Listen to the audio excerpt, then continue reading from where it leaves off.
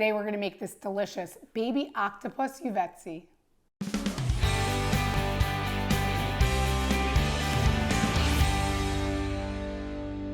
To get started on making our baby octopus Yiouvetsi, we're going to start with, of course, our octopus. So, octopus, I find, is something that you either love it or you hate it. And I know you guys are going to guess that I loved it.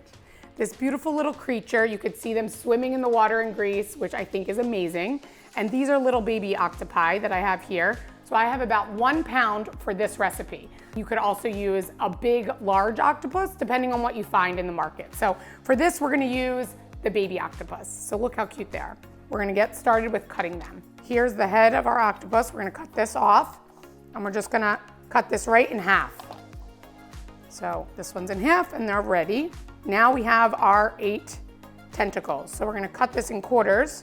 First, we're just gonna cut the 4 legs over here on this side, and then again in half. So we have 2 legs each on this, cutting them up. So for this dish, the Yiouvetsi word, Yiouvetsi, is really the orzo part of the dish. So we've made the recipe for lamb Yiouvetsi before, which we tend to make mostly in the winter. It's a wintry, hearty dish. But this recipe, because of the octopus, many people will make. I make it in the summer, the fall, the winter, any time of year because of the seafood component. Most people will tend to associate that with the summer months. And usually we eat a ton of octopus in Greece and in the summer. So that's why sometimes people will make this dish even in summer. Now that we have our octopus ready, we're gonna go to the stove and cook this with our bay leaves, peppercorns, and clove.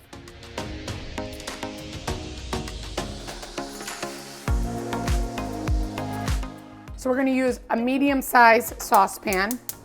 I'm gonna put the heat on, and we're gonna throw the octopus right into this pan. So octopus have a lot of liquid in them. So you're gonna see when we cook this, you're gonna see all the juices from the octopi, in this case, because there's multiple, are gonna release the liquid, and we're gonna cook it until it's released and then absorbed again. So you'll see that this octopus right here, it's all gonna shrink up once all the liquid is released, and then we're gonna have it cooking until it's all absorbed again. So we have 2 bay leaves, we're gonna add that in. We have some peppercorn. I'm doing about half a teaspoon of peppercorn into that, and we'll throw in about 3 cloves. And we're gonna let this cook for about 30 minutes until all the liquid, like I said, is released, and we'll show you that. You can see some of them right now. They're shrinking up a little bit, releasing all the juices. I'm gonna lower the heat to low heat.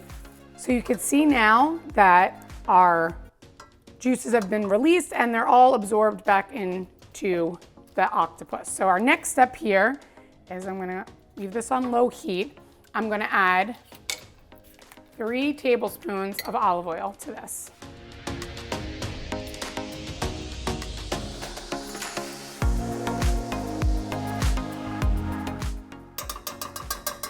I have here a half a chopped of white onion.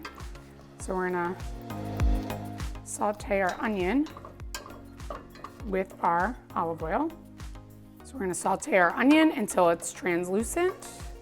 So now that our onions are cooked, our next step is we're gonna take a 1/4 cup of just any white wine. We're gonna pour that into our pan, and we're going to deglaze the bottom of the pan. So we're just going to be scraping all the excess off the bottom. So now that we have deglazed this, our next step is to add our tomato paste. 3 tablespoons of tomato paste. And I'm just gonna saute this with all of the onions and octopus, get all of that mixed in. And our next step is we're gonna add 3 cups of water. So I'm gonna add the water to this mixture here. We're gonna cover this, put it back on low heat, and let it cook for an additional 40 minutes for it to be nice and tender.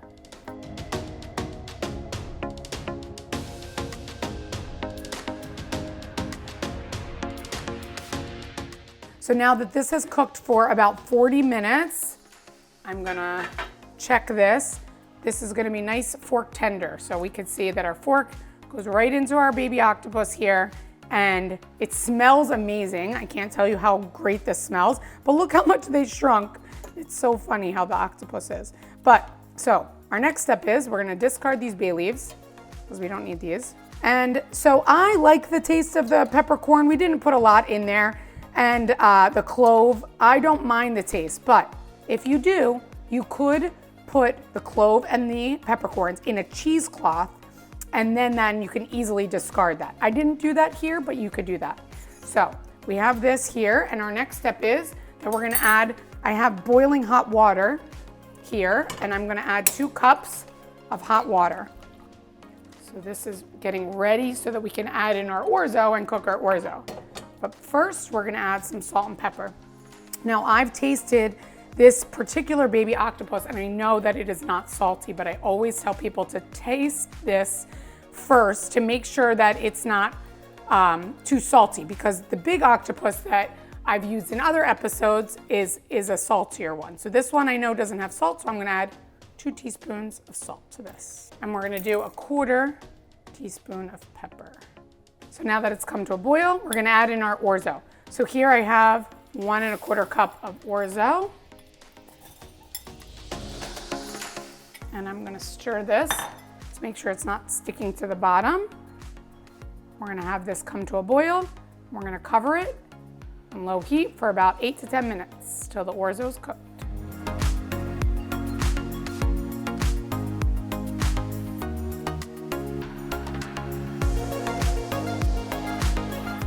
So our orzo's cooked, our octopus smells amazing, and this Yiouvetsi is ready. So we're gonna put this into our serving bowl.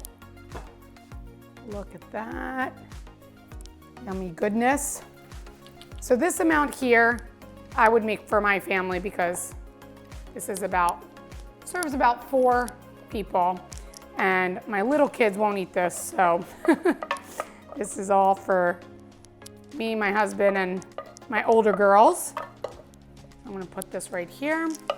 And of course I wanna make it look pretty, so I'm gonna take a little tongs and get my little octopus, little octopi, get them to the top. Make this look nice and delicious. It smells so good. Here we go. We're gonna garnish this with a little rosemary for color. And this dish is ready.